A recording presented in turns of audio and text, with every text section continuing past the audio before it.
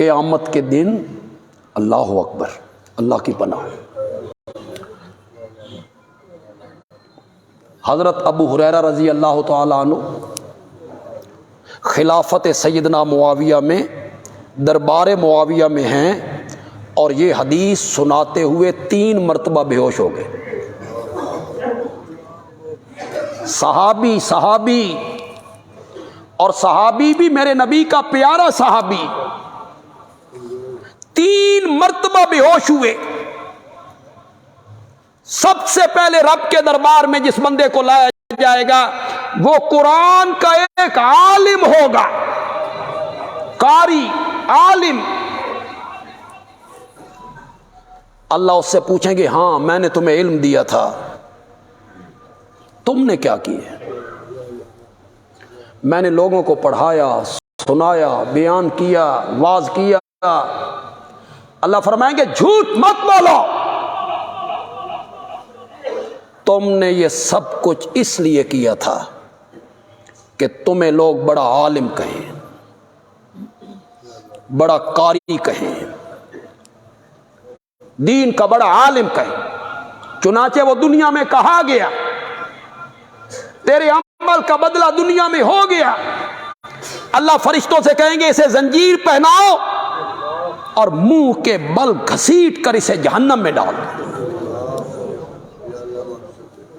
ریاکاری، ایک عالم، ایک قاری،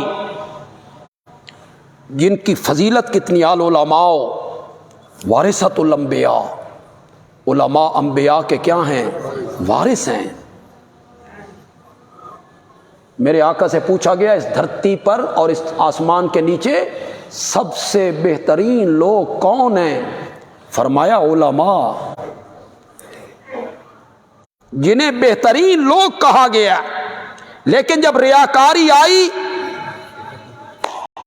سارے عمل ضائع، اس کی ساری محنت ضائع۔ دوسرا بندہ لایا جائے گا، مالدار، دولت مند۔ میں نے تمہیں دولت دی تھی، مال دیا تھا، تم نے کیا کیا؟ وہ بولے گا میں نے ہسپتال بنائے، میں نے سرائے بنائی، میں نے ڈسپنسریاں بنائی، میں نے بچیوں کی شادیاں کروائیں، میں نے تیرے رستے میں اس طرح لگایا، پھر اس طرح لگایا۔ اللہ فرمائے گا جھوٹ مت بولو، تم نے یہ سب کچھ اس لیے کیا تھا لوگ تجھے سخی کہیں، بڑا پیسہ خرچ کرتا ہے۔ چنانچہ دنیا میں کہا گیا، اللہ فرشتوں سے کہیں گے زنجیر پہناؤ اور اسے جہنم کے حوالے کرو۔ ریاکاری نے اعمال کو کیا کر دیا؟ برباد کر دیا۔ تیسرا آدمی مجاہد فی سبیل اللہ، اللہ اکبر، جس کے بارے میں میرے آقا نے فرمایا تھا کہ جہاد فی سبیل اللہ میں ایک قدم صبح کے ٹائم اٹھانا اور ایک قدم شام کے ٹائم اٹھانا خیر من الدنیا وما فیہا، دنیا اور دو کو جو دنیا میں ہے سب سے بہتر ہے ایک قدم اٹھانا۔ جہاد میں اللہ اس سے پوچھیں گے سناؤ، وہ کہے گا میں تیرے رستے میں لڑتا رہا، پھر میں کٹتا رہا، پھر میں ذبح ہوتا رہا۔ اللہ فرمائیں گے جھوٹ مت بولو، تم نے یہ سب کچھ اس لیے کیا تھا تمہیں بہادر کہا جائے، شجاع کہا جائے، دلیر کہا جائے۔